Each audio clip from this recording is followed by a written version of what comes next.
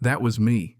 1 second I'm sweating on a ladder over my grandfather's river bend, swinging a hammer in the gold morning sun, dreaming about finishing rafters. Next second, sirens and strobe lights are bouncing off the half-built cabin, and 3 sheriff cruisers are skidding to a stop so hard they spray dust onto the only piece of earth my family has ever truly called home. Let me back up a sec, because the world didn't snap in half all at once, not really. It built up pressure under the surface like snowmelt turning a calm river into a roaring flood. See, in Montana things are quiet until they're not. Out here nothing comes in hot except wildfires or death. So when the sheriff's cars roared down my private road, my first thought wasn't trouble. My first thought was, who died? I climbed down from that ladder, boots sinking into sand, staring at the 40 acres deeded to us since the days when elk trails were the only way in or out. I expected questions, not a standoff. But the real trouble wasn't in the cruisers. It came in heels and a power suit, storming out from behind those flashing lights like she owned the law. Bethany Crowell, Maple Ridge HOA president, the kind of person who thinks paperwork is power and a finger in your face is as good as a judge's order. "That's the squatter I told you about," she yelled, loud enough for the deputies to stiffen, loud enough for me to feel a chill where anger ought to be. Imagine being called a squatter on land your grandfather cleared with his bare hands. I should have laughed. Instead, I felt the kind of disbelief that climbs up your back and settles cold between your shoulders. She'd actually called 911. She'd actually convinced law enforcement to come armed and ready because she didn't like the look of my cabin 20 yards from a river she didn't own. Sheriff Morales stepped forward, cool but wary, deputies watching like they expected me to bolt. "Sir, we received a report of unauthorized occupation and construction on protected HOA property. I'll need your ID and any permits you have." Bethany folded her arms, smug, satisfied, like she'd just caught me in the act of robbing my own house. I reached slow so nobody would get twitchy and pulled out my wallet and the folder I'd carried for weeks just in case. Not because I ever thought this would happen, but because Bethany had been hovering, sniffing around since the day I broke ground, shoving HOA bylaws in my face, printing out rules for a world she wished existed. I handed everything to Morales, told him this was my property. She laughed, sharp and nasty. "He thinks he can fool law enforcement with made-up paperwork. The riverbank belongs to Maple Ridge. He's trespassing." Morales flipped through my folder. "Deed County Boundary Survey, riparian rights, old federal map stamped with a surveyor's mark that predated every house in her HOA." I watched his face change from skepticism to recognition, maybe even a little bit of amusement. The deputies watched him. Bethany watched me. And in that tension, the whole thing balanced on a knife's edge. Bethany tried to hand Morales a packet of HOA documents tied with a gold ribbon, the HOA's favorite intimidation trick. But he was reading my paperwork and I could see him putting it together. I finally asked the question burning in my chest. "Sheriff, why is the HOA calling 911 for a land dispute?" "That's not criminal," she cut in shrill. "Because he's committing a crime. He trespassed. He built without board approval. He violated Maple Ridge regulations."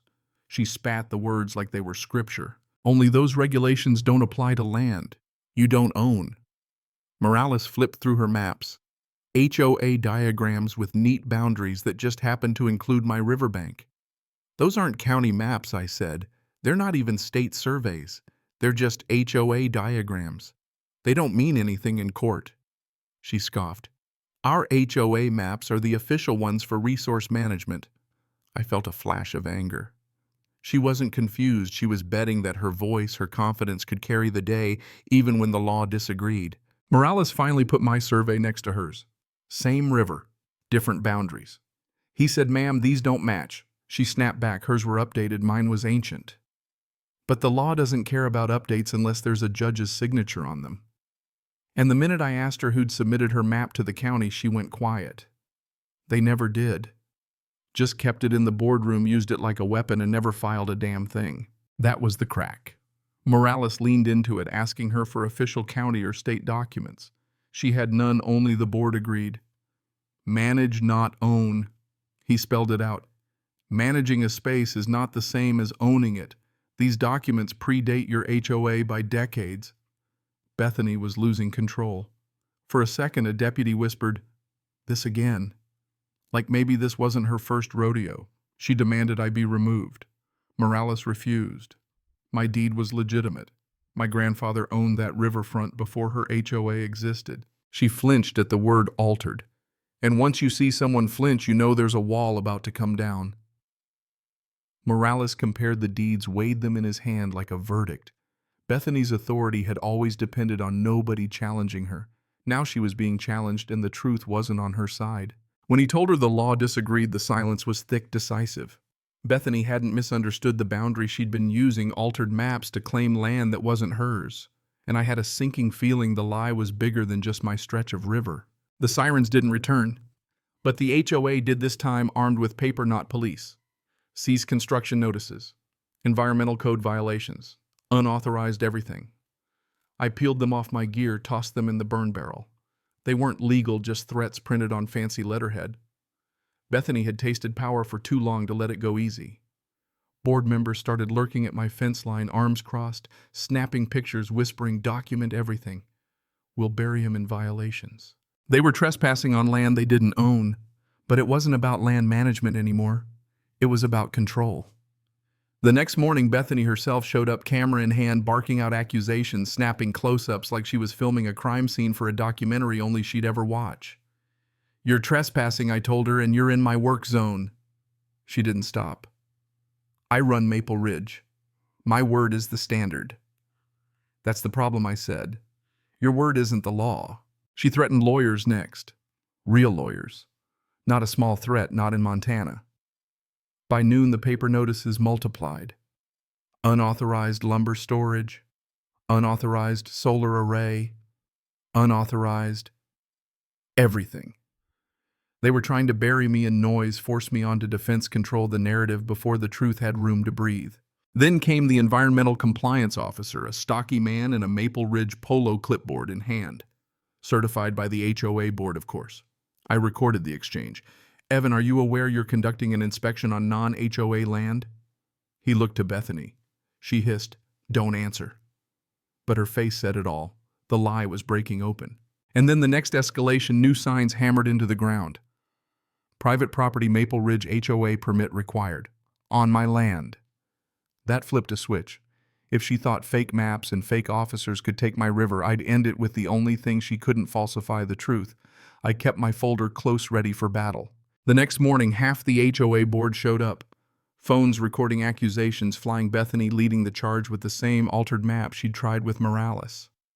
I laid out my federal survey, my grandfather's name on it, the riparian rights certificate, older than the oldest house in their subdivision. That stretch of river, all of it was mine. The board members looked at her, then at me, realizing maybe, just maybe, they'd been led astray. One old board member asked Bethany, "Does the county have this updated version?" She snapped back, "It doesn't matter." But it did, because using unofficial maps to enforce authority is illegal. She lunged at my folder. I warned her, "Touch this again and it becomes evidence of tampering." Evidence froze her. I opened the deed, showed the signatures, the notary stamp older than Maple Ridge. "Your maps were altered to look like you control this riverbank, but the law says otherwise." The board started to fracture. "Did you alter the maps?" Bethany, her ally, asked. Her silence was answer enough. "You led thousands of dollars in projects on land we don't own," someone blurted. "You said we were responsible for watershed upkeep." The cracks split wide open. I pressed in.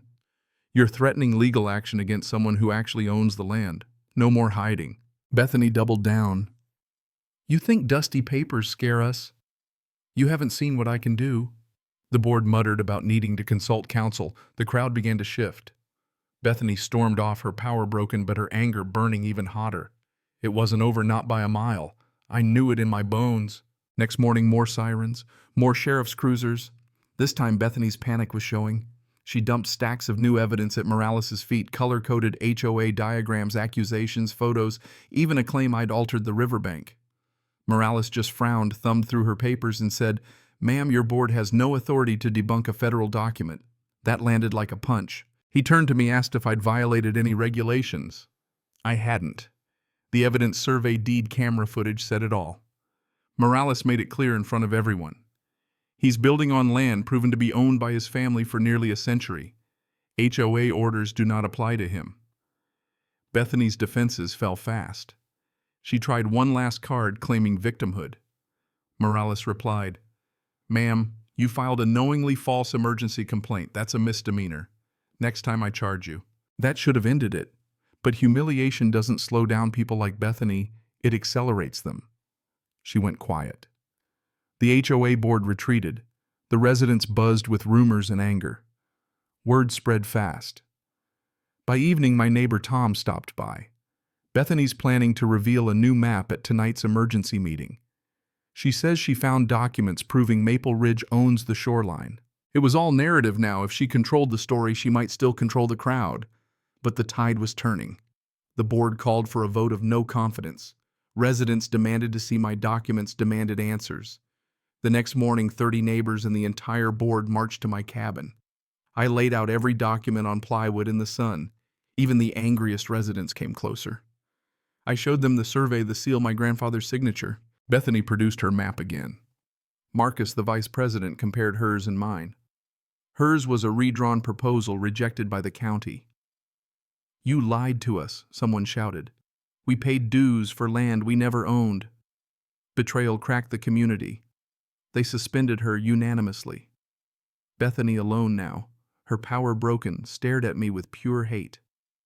"This isn't over," she whispered. "You stole something from this community. I will take it back." "No," I said. "You assumed it was yours." The law disagreed. That night, headlights on my trail cam. Bethany, 2:07 a.m., ramming her SUV into my new fence.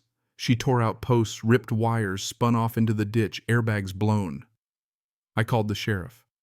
Morales, tired but firm, saw the footage and said, "She's not walking away with a slap on the wrist." This is serious. He prepared charges: trespassing, destruction of property, false reporting. Maple Ridge buzzed with disbelief and outrage. The board kicked her out for good. Court came fast. The judge heard everything. The real documents, the fake maps, the video of Bethany wrecking my fence. Bethany tried to claim victimhood again. The judge shut her down. "You weren't protecting your community. You were protecting your ego. Guilty on all counts. Restitution, community service, restraining order." The courthouse buzzed with relief and regret. Bethany didn't even look back as she left outcast for good. After that, peace returned, slow but steady, like the river after a storm. The HOA sent a formal apology. The board rebuilt itself from scratch, and neighbors who once threw accusations now brought pies and apologies. I finished my cabin, built a deck facing the water, watched the river run past every evening.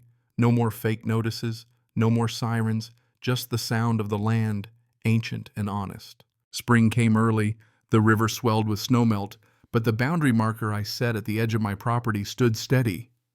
Not as a warning, just a fact. Rights matter. Truth matters.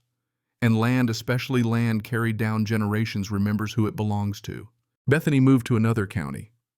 The story became legend, a reminder that justice isn't just a word, it's a process. And sometimes karma's just an old fence post and a luxury SUV stuck in the mud. That's the kind of justice you can feel in your bones. So here's what I learned: no matter how loud or powerful someone gets, truth doesn't need to shout. It just needs to stand its ground. The real moral: never mistake confidence for authority or intimidation for law. And if you find yourself in the crosshairs of someone who built their power on a lie, stand your ground. The truth wins if you don't back down. But tell me, where do you draw the line between defending your rights and letting things slide for the sake of peace? Is there ever a time when standing up costs more than it's worth? Drop your thoughts below, share your own battles where justice felt overdue, or maybe where karma finally caught up. I'll be right here on the river waiting for the next story. Cảm ơn các bạn đã xem video.